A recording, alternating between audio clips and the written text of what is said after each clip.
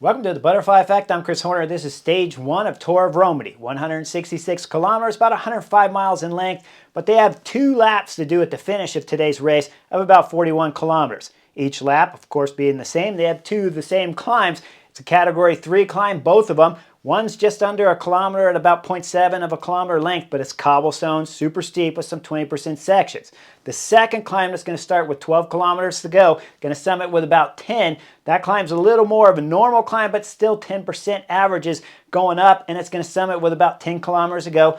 Downhill for 5, they'll come into the town with about 5 kilometers to go, hit a roundabout, a few islands in the middle of the road, and then the last 800 meters is going to start to come into the fencing with a 2-lane straight road all the way into the finish of today's stage 1 of Tour of Romandie.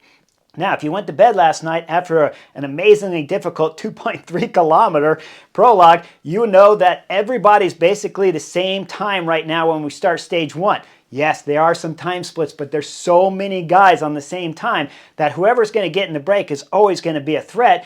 And when we start thinking about Michael Zieglert's time of just having 1 second over Cameron Scott, having 2 seconds over a climber like Julian Alaphilippe, we know that the race leader's jersey can switch. So when the cameras come on, we see 6 riders in the front. Fausto Masnada up there from Pseudo Quickstep's there. Holman from Albacete de Koenig. Patrick Gamper from Bora is there. Raul Garcia from Arkea Samsic. Rune Harragot from Intermarché. And Joey Rosekoff from Q36.5, the American rider, round out the 6 riders in front.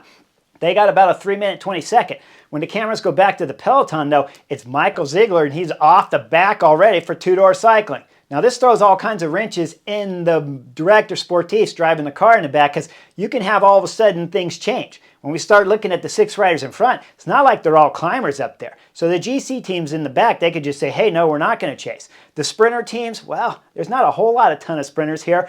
But two-door cycling do have Alberto Danesi, so that's why when the cameras come to the front, two-door cycling's still riding the front. They got some friends up there in the form of Trek, Movistar, and EF Education. So you got 4 teams chasing 6 riders up front at about 3-minute, 20-second gap when the cameras come on proper. Now, not a whole lot's going to happen other than the race leader's jersey getting dropped, which is big news because, like I said, it'll cause some chaos. The next rider that's wearing the virtual race leader's jersey, that was Cameron Scott, and he's from Bahrain Victorious. They weren't getting on the front, so they weren't interested in riding for Cameron Scott. But with 41 kilometers to go, we'll cross through the finish line of today's stage 1, and we'll see the gap is down to about 2 minutes on the 6 riders. Right after they cross the finish line, the first big categorized climbs come into category 3 that they've already done before here earlier on the stage. So as they're coming up to category 3, it's all cobbles. We start seeing that Joey Rosekoff suffering a little bit, but he's going to hold on. We'll see Holman up there from Albacete de Koenig. He'll get maximum points. That'll put himself in the race leader's jersey. Behind, as the peloton hits it, things are getting interesting now because we see Visma Lease Bike and UAE Team Emirates on the front, and then Jan Christian's going to throw in a hard attack. Richard Carapaz, EF Education's coming from at least a second, if not third row back there, all the way around the right. He'll bridge the gap up quick to Jan Christian. These 2 guys are going to start getting the gap as we see Jan Tratnik from Visma Lease Bike isn't able to follow the speed, or Jan Tratnik's very intelligent right here, and he's like, hey, we want to try to win today's stage with Tim Van Dijk, so I want to let this gap go, and I want to slowly bring it back, because the golden rule of thumb, always when you're on a difficult stage like this to manage for your sprinter, up the climbs you want to go slow and you want to go fast everywhere else. So Jan Tratnik's letting the gap go, either on his own or with some smart racing right now to try to save the legs of Tim Van Dijk. As we see Jan Tratnik starting to close the gap up front, we'll see the 2 riders go over the top, and then they get a third company there as we see it's Davide Du bridging on the descent to put 3 riders in the front. Jan Christian up there, who's already been winning here in 2024. Carapaz is on fine form. We saw that at Liège-Bastogne-Liège. And Davide Du from FDJ's up there. We look behind. The peloton's curious. They're going as hard as they can to bring these 3 riders back because they got 6 riders in front. 3 GC guys here going full gas. And the peloton chasing with Movistar and AG2Rs always around the mix. So with those 2 teams chasing, it's strung out single file. And Cameron Scott, virtual race leader right here for Bahrain Victorious, is at the back of the group. He's swinging, heads going down, heads coming up, heads going back down. He's going to get popped because this group that's just in front of him, they're not going to make it up to the front of the peloton either, as we start seeing the peloton bring back the 3 GC threats, but we still got 6 riders up the road at about a minute time. Now we come into 20 kilometers to go. The 6 riders hit a little bump, uncategorized climb here, and we see the pseudo quick step car pass on the left side. That means the time is coming down under a minute when the cars are pulled out between the gap of the breakaway and the peloton. So this group of 6, they got to start working with everything they got, but they got a lot of power up here. Behind, when Cameron Scott got bumped, well, that means Julian Alaphilippe is already the race leader here at Tour of Romandie on stage 1. Virtual, though. He's not in the yellow just yet. As we start seeing the gap coming down to about 40 seconds up to the break of 6, we're coming into the last and final category climb here with 12 kilometers to go. Gap's at about 34 seconds. Peloton's going full gas in the back and getting kind of interested as they start the climb, going curb to curb. Everyone's nervous. We start looking at the group of 6. Who's the first rider to get popped? It's Joey Roscoff there from Q36. As he's coming out the back, the cameras fade back quickly because Julian Alaphilippe, pseudo quick step, the virtual race leader jersey, is passing Joey Roscoff because he's throwing in a massive attack. Let me remind you, he's got a teammate in the front in the name of Fausto Masnada. So if he can get up to the front, he knows his teammate's going to go full gas. Behind, all bells and alarms are going off as we see Jan Tratnik again opened up the gap here, wisely or unwisely. I believe it's wisely because Tim Van Dijk has to go slow up the climbs and fast on the descents. He'll pull over, Jan Tratnik that is, and he'll let the AG2R guys do some work as Julian Alaphilippe's closed the gap up to the breakaway. Now Fausto Masnada is going full gas, but the peloton's got on the back end of the break now too, so everything's all compact together with Fausto Masnada going full gas up this bump because he's trying to launch Julian Alaphilippe a second time. As Fausto Masnada's done, Julian Alaphilippe throws in another tack, but Movistar's all over everything back there with some help from Visma Lease bike in and around the position, and AG2R, like I said, they want a field sprint here too. As Julian Alaphilippe gets brought up, Patrick Gamper, he throws in an attack. This guy was from the break, guys, all day in the break. Now he's throwing in the next attack, but again, Movistar's Nelson Oliveira is going full gas to try to keep everything wrapped up because they have GC Hopes and Enric Mas, who's only about 6 seconds down on GC, 4 seconds now because we lost first and second place on today's stage 1 earlier. So Movistar's Nelson Oliveira is bringing everything back. Now we're coming into just about 5 kilometers to go, 4 point something into the roundabout end of the town. And as the peloton comes out of the roundabout, we see the next tack from Andreas Krohn. This time, Jan Tratnik's not messing around because it's flat, right? So he bridges across, and then we got 3 riders in the front. But we look behind, the peloton's still going full gas back there, and they'll wrap everything back up. We come into 1.5 kilometers to go. Now things are getting interesting. We see Trek is on the front. 1.4 kilometers to go. It's AG2R Decathlon, Bruno Armai. He's in a drag race with Trek, but they're coming up to the island. Once we see the island, Bruno Armai and Dorian Godon, who started today's stage 4th, only 3 seconds back on GC. Now he's only 1 second back of Julian Alaphilippe. He's got a shot at wearing the race leader's jersey at the end of today's stage 2. So he's going left there with Bruno Armai, but his sprinter, Andre Vendrami, is going right, following the Trek train on the right side around the island. They'll bridge back up and kind of meet after the island as there's a little bit of confusion back there.